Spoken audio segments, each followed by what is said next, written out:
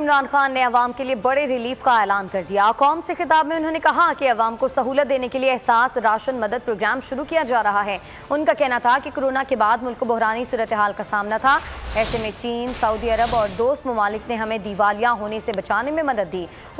ان کا کہنا تھا کہ ہم نے سمارٹ لاک ڈاؤن کی پالیسی اپنا کر کاروبار اور معیشت کو بچایا، ساتھ ہی کورونا کا مقابلہ بھی کیا۔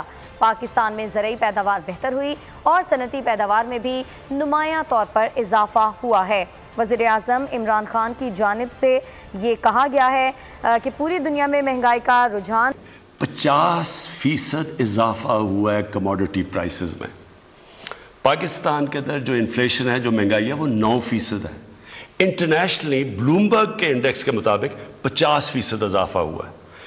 آج ہندوستان کے اندر تیل کی قیمت ہے 250 روپے لیٹر، بنگلہ دیش میں تیل کی قیمت ہے 200 روپے لیٹر، پاکستان میں تیل کی قیمت ہے 138 روپے لیٹر۔ یہ کیوں کم ہے؟ کیونکہ ہم نے جو لیویز لگتی ہیں، یعنی جو ٹیکس لگتا ہے، وہ سارے ہم نے کم کرتے گئے تاکہ لوگوں کے اوپر بوجھ نہ پڑے۔ اگر ہم جس طرح انٹرنیشنل قیمتوں میں اضافہ تھا اسی طرح ہم کرتے، یا جو پچھلی گورنمنٹ نے ٹیکسز لگائے ہوئے تھے، تو آج ہمیں 450 ارب مزید اس گورنمنٹ کو فائدہ ہونا تھا۔ آپ سمجھ جائیں کہ ہماری کدھر مجبوری ہے۔ دال ہمیں زیادہ تر امپورٹ کرنی پڑتی ہے، تیل باہر سے منگوانا پڑتا ہے، گھی کی قیمت تقریباً دگنی ہو گئی ہے۔ جو پام آئل ہے وہ تقریباً باہر دگنا ہو گیا، وہ ہمیں باہر سے لانا پڑتا ہے۔ تو اس میں ہم کیا کریں؟ عمران خان نے عوام کے لیے بڑے ریلیف کا اعلان کر دیا۔ قوم سے خطاب میں انہوں نے کہا کہ عوام کو سہولت دینے کے لیے احساس راشن مدد پروگرام شروع کیا جا رہا ہے۔ ان کا کہنا تھا کہ کورونا کے بعد ملک کو بحرانی صورتحال کا سامنا تھا، ایسے میں چین، سعودی عرب اور دوست ممالک نے ہمیں دیوالیہ ہونے سے بچانے میں مدد دی۔ ان کا کہنا تھا کہ ہم نے سمارٹ لاک ڈاؤن کی پالیسی اپنا کر کاروبار اور معیشت کو بچایا، ساتھ ہی کورونا کا مقابلہ بھی کیا۔